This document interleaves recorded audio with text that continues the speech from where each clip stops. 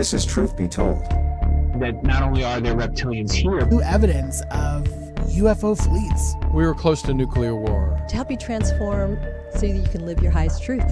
We're not being told just because we're not ready for it. Radio stations of frequency, vibrational. I was a homicide detective with LAPD. UFOs increase. Visitations.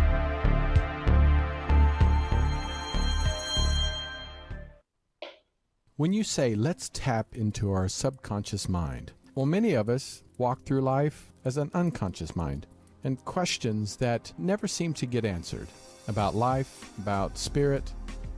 Well, today, our guest, author Dr. Catherine Shainberg, offers a powerful practice to discover your areas of stuckness and quickly clear them. And with a new year beginning, an old year closing, sometimes we hold on to pain and damage and tragedy. And hopefully through this ancient practice of the Kabbalah might help us move forward and find our purpose. Dr. Shainberg is a internationally renowned transpersonal psychologist and an award-winning author. And I'm excited to have her on the show today. I'm Tony Sweet with Truth Be Told. Please welcome to the Truth Be Told studios for the first time, author, Dr. Catherine Shainberg. Hello, hello. Thank you. I'm glad to be on with you. I'm actually very excited to have you here today, and I'm excited because I've never really had anyone on my show before after over 700 episodes of Truth Be Told about any touching into the Kabbalah itself. We've touched on many different religions and spiritualities around the world, but this is one that we've never touched on. So I'm excited to have you here. And I'm just going to dive right in. And before we get into your book, can you even just touch on the Kabbalah or Kabbalah, however you want to pronounce it? I don't know how you pronounce it, but about what that is, where many of my listeners may not know what that is. Well, there are different ways of talking about it. The Kabbalah itself means to receive. We receive, of course, from our mentors, our teachers, so we receive teachings. But it also is the deeper meaning, which is I look inside and I receive, or I gaze within and I receive. So Kabbalah itself is a huge, huge world. There have been many, many different masters who've taught Kabbalah in different ways. The one that I'm talking about is maybe the most, the purest, the most ancient, which consists simply in looking in, what I call inner gazing. So, but the inner gazing is done with a little bit of a focus. So you may ask me some question and I gaze in and the subconscious answers me. Now this is a little bit of a practice. Some people do it, they've always done it. Right. Since they can remember, and others don't think that way. So we really have two brains. We have what we call the conscious brain, which some people call the left brain, but the conscious brain, which is very linear and follows language, or language is developed through the conscious mind. And then we have a different mind, which is experiential, which talks to us in sensations and images. So the subconscious is this vast river of bits of information.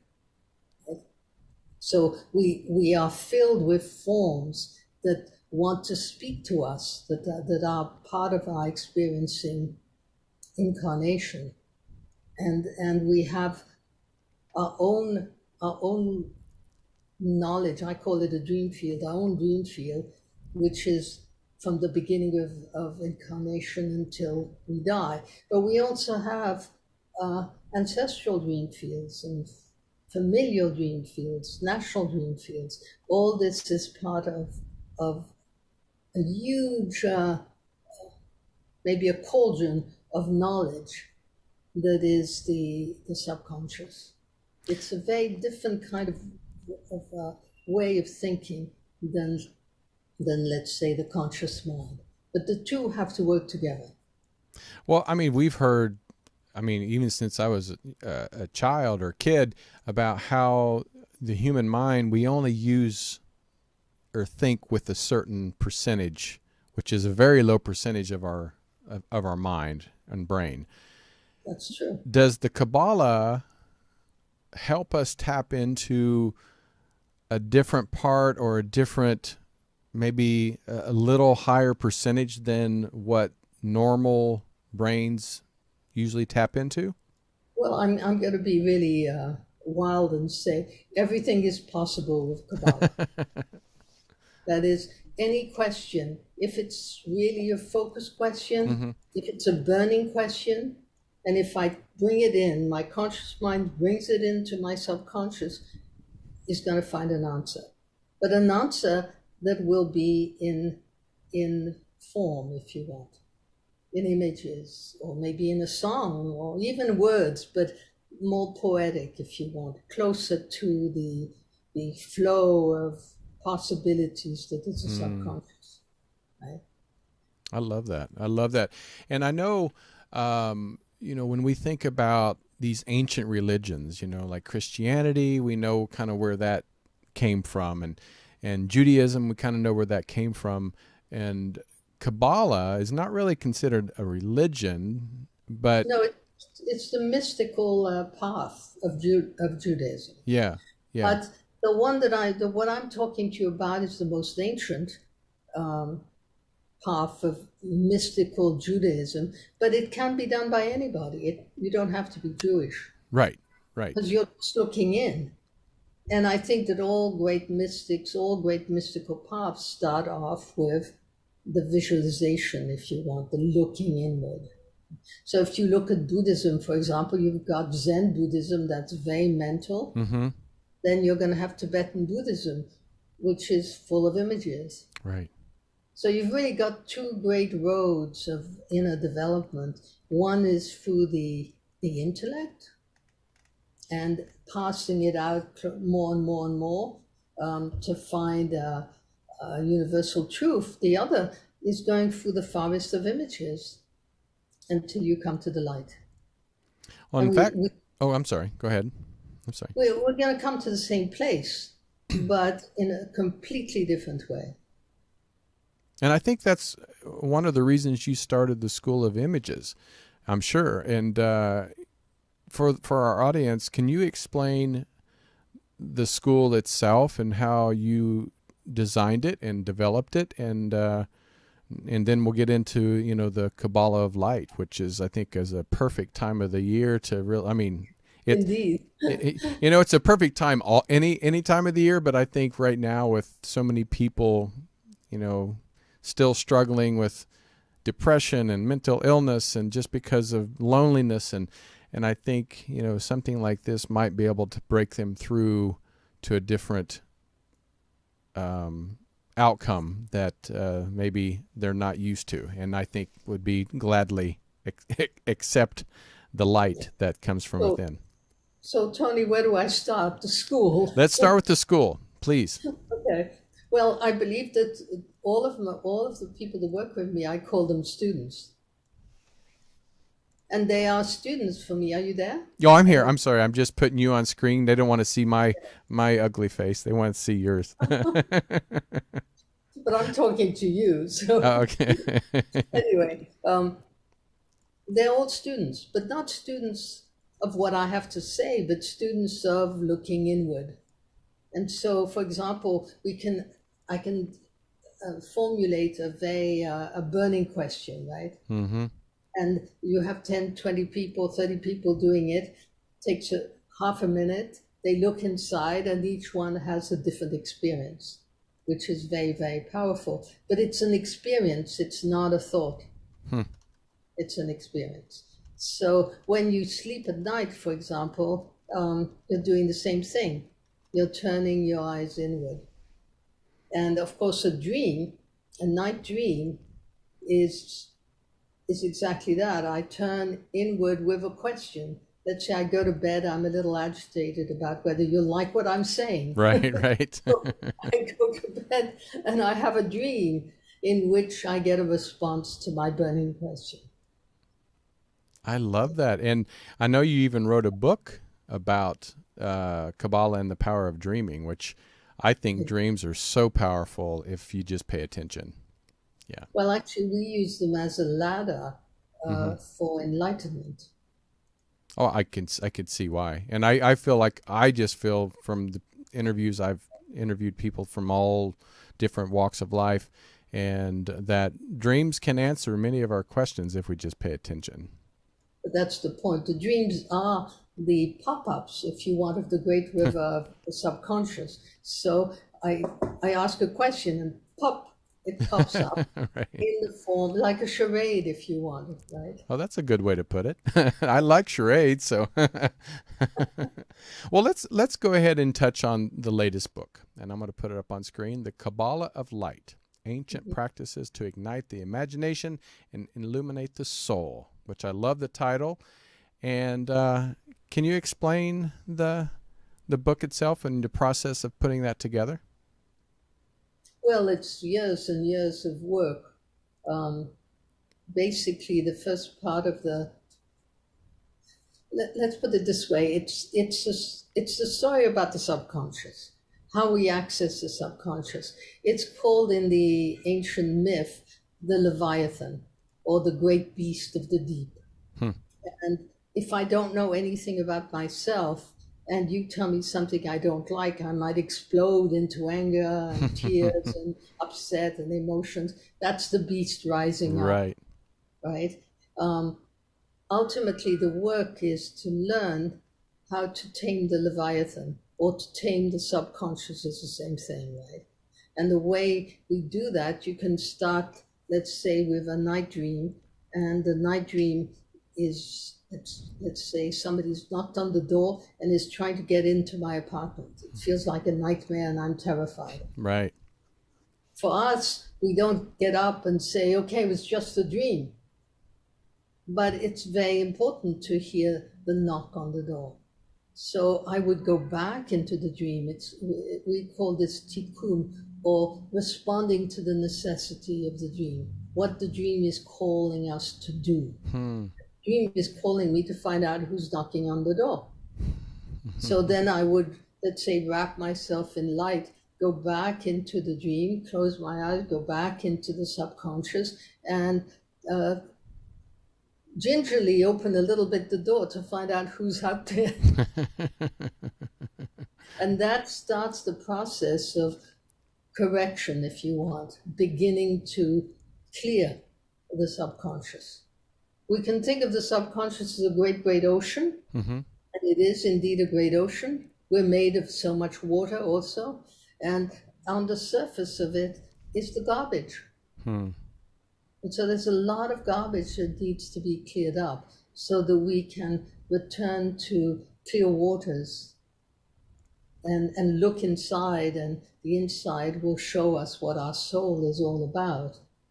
So it's a slow process of growing in the dialogue with the images that come from the subconscious.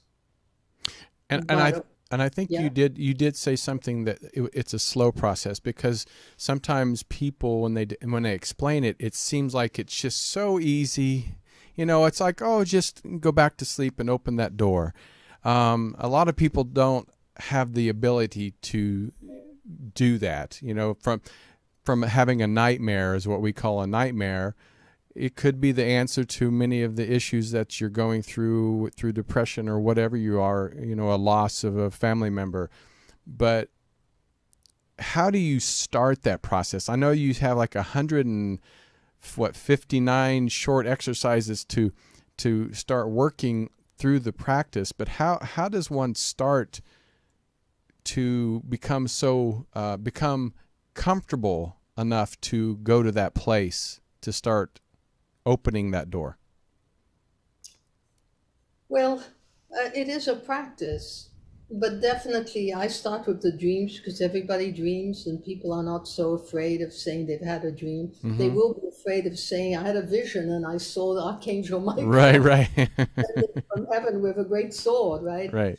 So that's difficult for people to admit at the dinner table.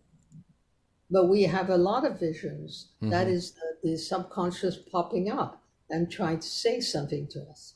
So, you know, there are two processes. I work with the night dream. I'll say to a student, bring me a dream. And they bring me a dream the next time. And the dream is always showing exactly where they are just now. So we're really following what the inside is trying to tell us and dealing with it, responding to its necessity. It's like entering into a house that you haven't been into for a long time, and it needs a little bit of cleaning and dusting and care. And so we clean and dust and care for it, and suddenly it's no longer a house, it's a palace. And maybe there's a bookcase there, and I find an incredible book that teaches me something very deep. I'm beginning to climb up what I call the ladder of dreaming.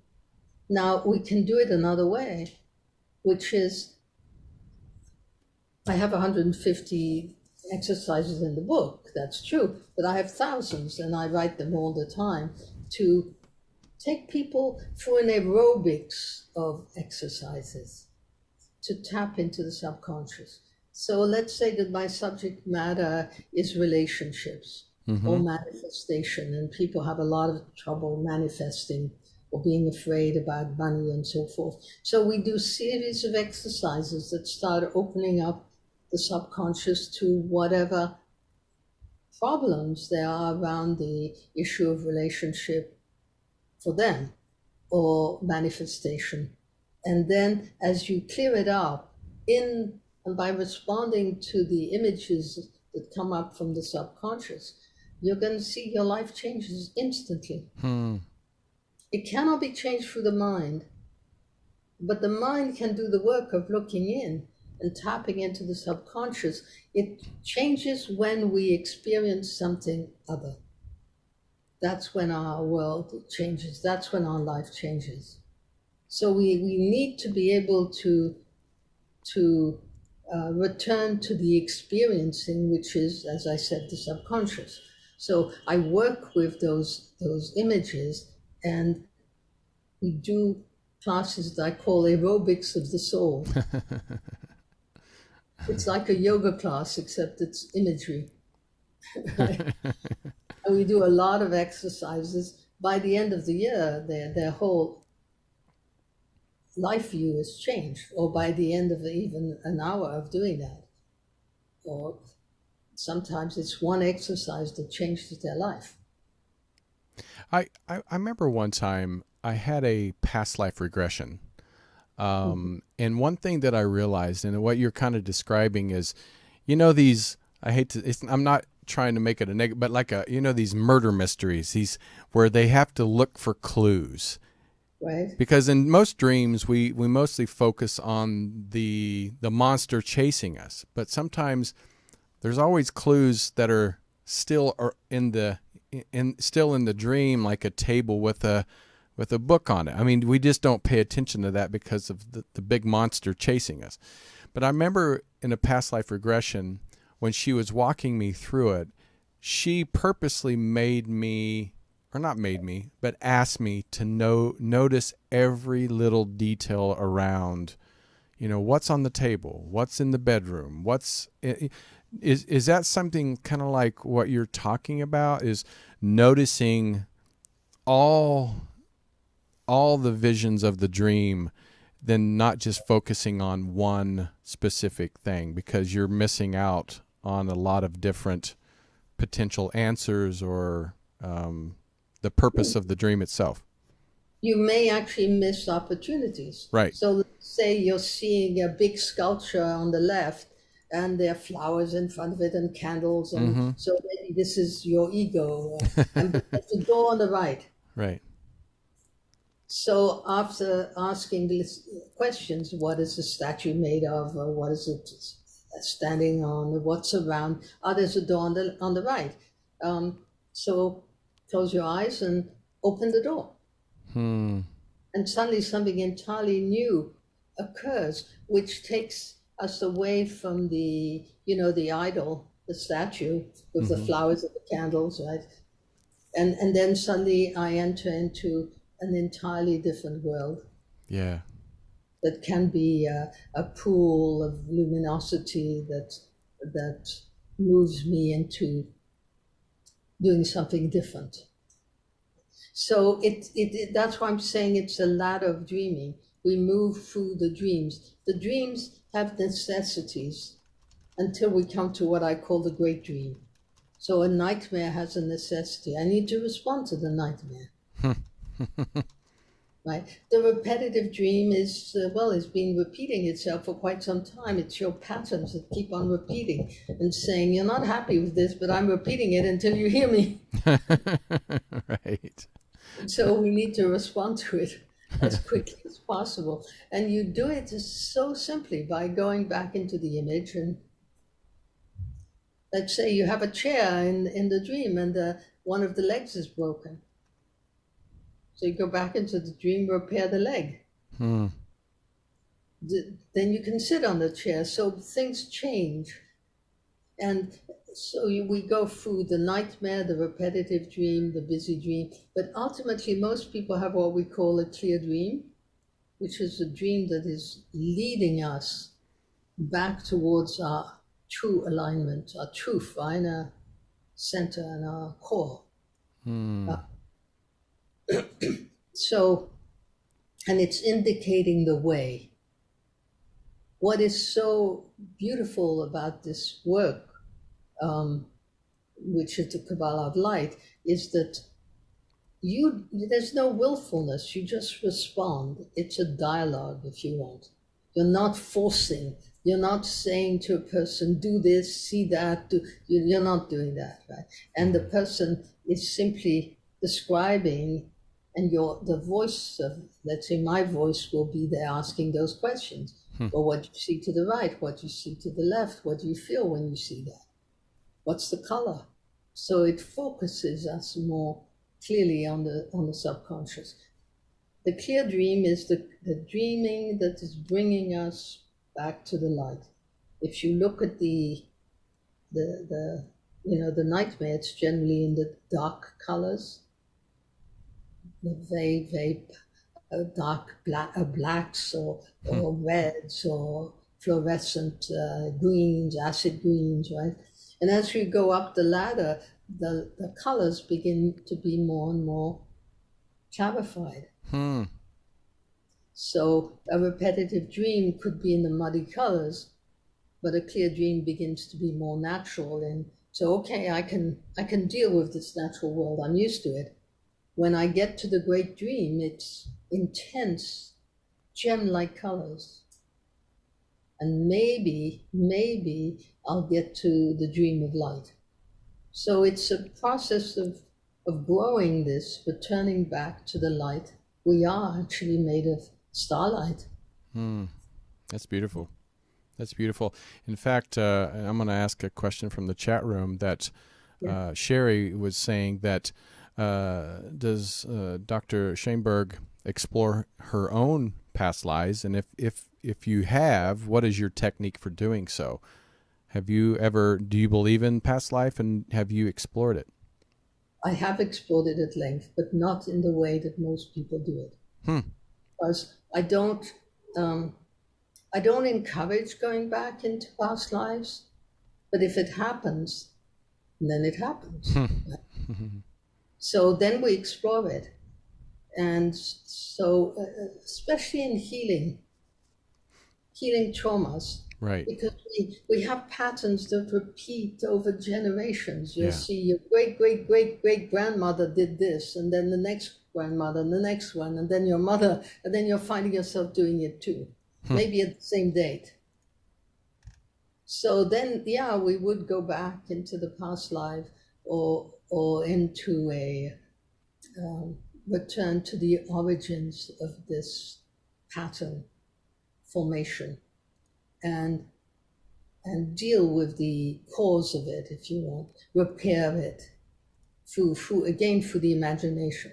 Now, if it's simply to explore a past life from curiosity, I don't think that that's what comes to us. What comes to us are the past lives that need healing, that are repeating themselves today in one way or another. I would not go to somebody who would tell me what my past life is. Yeah, I wouldn't either. Yeah, no, I would want to find that out for myself. And one thing that also Sherry said, that it says Kabbalah is for everyone to learn. It is very complicated. I don't know if it's complicated, intense journey. Why is it so, if that's true, why is it so complicated when it could help so millions of people? Why shouldn't it be a little more easier or more accessible? Well, there are many, many different kinds of Kabbalah. The one that I'm talking to you about is the most ancient, which is the people, our ancestors were walking in the desert, and there was nothing to attach one's eyes to. Right, they were right. in the desert, and they started to not hallucinate, but a little bit. And maybe the questions were, why is the moon there, and why is the sun, and why? So these questions would start to percolate, and because there was nothing to attach the conscious mind, then the subconscious started to flow. And so the ancient Kabbalah is very simple. And again, all mystical paths have a Kabbalah. In fact, you have a Christian Kabbalah on it, right? That's a simple one. After that, many masters took up different forms. For example, you have Abulafia, and Abulafia was a Spanish master, 14th century, and he liked the letters. The letters are very powerful archetypal powers. So let's say the Bet, which is the first letter in the Bible, looks like it's like a house. It's like a womb. It opens a space, but it has an opening. We can go in and out of that space, right? So he would take the names there are many names of God, 72 names of God. But he would take one name and start to move the letters around and very, very fast. So it wasn't aerobics, if you want. Right. Complicated. A little too intellectual for my taste. Right. For my ADD, it probably wouldn't do well. So Or maybe it would cure your ADD. maybe. You know, and also I've talked to many people. Also, I remember when my mother passed away, and I had fallen asleep, and my spouse woke me up and said, "Are you okay?" And I was like, "Yeah, why?" And it was like, "Well, you were talking to your mother." Do you feel like Kabbalah, going into dreams, and also tapping into that deeper ancient practice, can tap into more of another dimension, or is it more just into the subconscious itself? Well, but the subconscious is another dimension. True, that's true. It's the energetic patterns. So we're looking at it before manifestation, if you will. And I think that when we die, we lose our bodies, so we go into that more energetic patterning. The Kabbalah talks about 4 worlds: the Big Bang, then creation, that is the basic archetypal creation, up, down, left, right, forward, back, hot, cold. Those would be archetypal movements, the 4 elements. And then what they call Yetzirah, which is the world of the energetic patterns, which is the dreaming or the forming. So it's beginning to form. That's where it is easy to change things. Once it gets to manifestation, we have to go to the surgeon, take a date, and get cut up. But in the dreaming, you can actually repair it very simply and quickly. What did these books mean to you when it comes to your own? I know you want to teach and help people, but what did these books, kind of like a therapist, sometimes they become a therapist to not only help other people but to still continue to, guide themselves. Are these books kind of a release for you to help you in your own journey? I know I write them because they have to be written, and I write them for my students. And I write them because they just come through me. Oh, wow. That's good. Yeah. I don't actually have a plan when I write them. I don't sell my books. I write a book and then I give it to my agent, who's a dear friend, and I say, here's a book, do with what you can. That's how it works, right?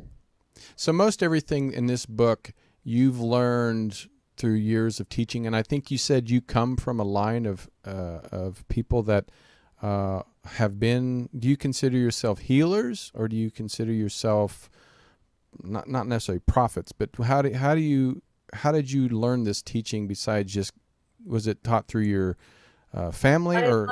I am the lineage holder of a very ancient lineage, Kabbalistic lineage. Oh, wow. It's familial, and the roots of which are 800 years old. So for 800 years, through a particular family, this has been taught. And so I was taught that. I wasn't direct blood, but it turns out in a very strange way that my mother's family was totally connected to that lineage. Oh, great. So although she didn't know that, it was revealed as years went by. And I talk about it in the book because it's so strange an event. But I was immediately recognized by my teacher when I met her. Then she adopted me as a spiritual daughter. And so I spent many years with her, every day actually for many years. And at the same time, I was already teaching, because this is something I had done since I was a tiny child. Really? Working with images and to help people. Is there of the images that we see? It's like, I feel like in astrology, you have the Sagittarius and you have all the different zodiac signs, and then in numerology you have numbers. And when it comes to Kabbalah, is there like an image that is more powerful, that if you see it or seek it, that is more powerful in your journey? In my journey? Yeah, in your, or anybody's journey, but maybe one that you saw in your life that you felt the most powerful in helping you in your wisdom. Always light. Just light. Yes. I mean, in the Bible it says God hovers over the darkness, and we hover over our own inner darkness, because when you look inside, there's no light. And yet, the moment you look inside, there's Technicolor. It's light. Right. And more than that, there's a light that orders itself and answers in a perfect and perfectly complete way. So if you look at the biblical story, God hovers over the darkness, the waters of the chaos, and there was light. And then order appears. And so the world is created out of this movement of looking in and creating. So we do the same. We're actually co-creators. And if we don't do that, then we get off kilter, if you will. So I believe strongly that the tool for today is really learning to do this, to return to what William Blake called the true imagination, the power to co-create our world. So let's say, I believe, because my grandmother, my great-grandmother, and so forth were were impoverished people with difficulties, so I carry this burden. Let's say that I start clearing this by asking my subconscious, clearing it again and again, and now I have a whole new vision, and I'm creating a new vision for myself through the images. I'm no longer a poor person. I wear nice clothes. I'm in a palace. I'm climbing up stairs that are stairs of light and so forth. And lo and behold, it's very strange. It's so simple. And yet the world outside seems to adapt immediately to the change and shifts in the images. The other day, we had a Native American tribal member, and he was not necessarily a medicine man, but actually he was a medicine man, but he was talking about, you know, the path of the world, the way it's going, you know, the seven fires and the road to where, you know, the earth in destruction. Like they said, the earth will survive, but humans could not survive. And if it is, you know, but he said the biggest thing and it sounds like what you're talking about through like the book Kabbalah of Light, is no matter if the world falls apart, if you prepare yourself through the light and through, you know, treating the earth or treating others with the love of the light, it doesn't matter how the world becomes, because we're creating a better world just by creating a better us. Is that kind of what you're talking? I would say much more than that. If I'm looking inside at my own nature and I'm clearing, let's say, the nature inside of me, I am actually clearing the outside world. Yeah. The worlds are the same.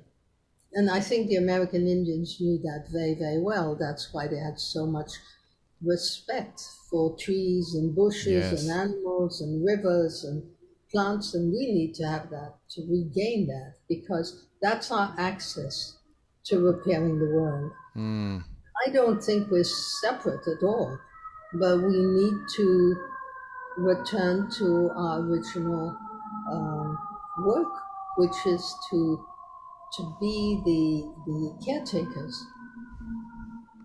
Well, let me ask you this before we get out of here. I'm going to put the book up there for the people that are seeing this live. The Kabbalah of Light, Ancient Practices to Ignite the Imagination and Illuminate the Soul. A lot of people may not say, okay, you know, I don't really want to read the book, or, oh, I don't know about Kabbalah. But what about some practices, like one or two practices that they can actually take with them and say, listen, you don't have to read my book. You don't have to, you know, become, you know, Kabbalah or Christianity or whatever. But this practice alone could start you on a different journey that could change your life. What is one practice that they could do at home without even looking at the book? Without even picking up the book? Yeah. Okay. Well, we could think of two different ways of going at it. We could fill ourselves with light, and we can do that if you want. And that's what I call a formal exercise. You do that every morning, and you'll see your health, your energy, your blood will become more energetic, right? Right. And then there's the other way, which is I'm jolting my subconscious to answer my questions. And I call that sapphire imagery. And these little jolts will totally orient us to another part of ourselves that we don't know. So, for example, I could say to your listeners, close your eyes, breathe out slowly 3 times, counting from 3 to 1. Put out your hand and imagine that somebody's put a key in your hand. Well, what does the key look like? So, Tony, since you're doing it, what does your key look like? I imagined a gold key and only just a few little jagged edges, you know. So, but it's mostly a gold key for me. Is it big? Is it small? It's, I would say, more medium, regular like like a regular size. So then, good. So holding the key, look around and find the lock to which the key belongs. And it could be a box, it could be a door, it could be a window, it could be whatever. Yeah. You tell. I see a box. I see a box on a table. What's the box look like? It looks like a kind of a cedar, reddish wood. So I'm assuming cedar. It's sitting on kind of in a darker corner of a room. To the left, to the right? To the left of me. To the left. Are you ready? Would you like to put the key in the lock? I would. I'm a curious person, so yes. So put the key in the lock and turn the key and open the box.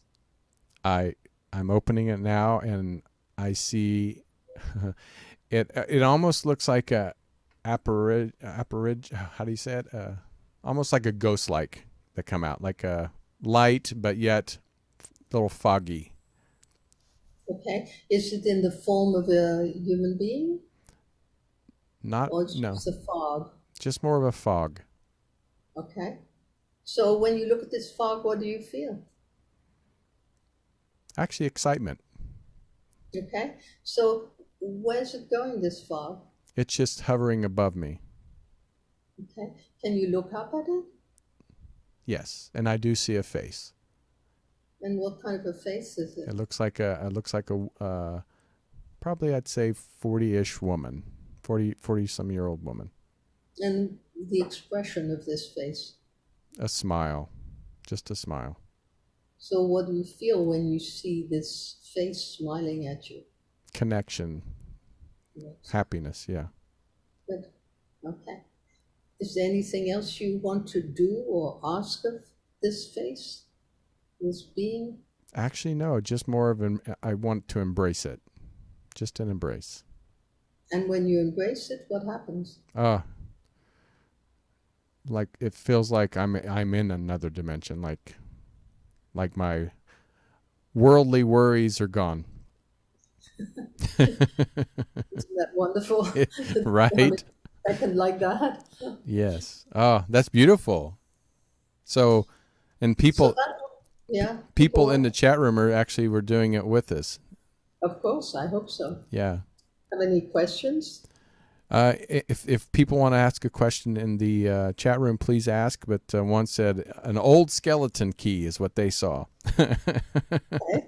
And what did they do with the key? Yeah. So tell us what you envisioned. What did you open up in the chat room? What did you see? What did you feel?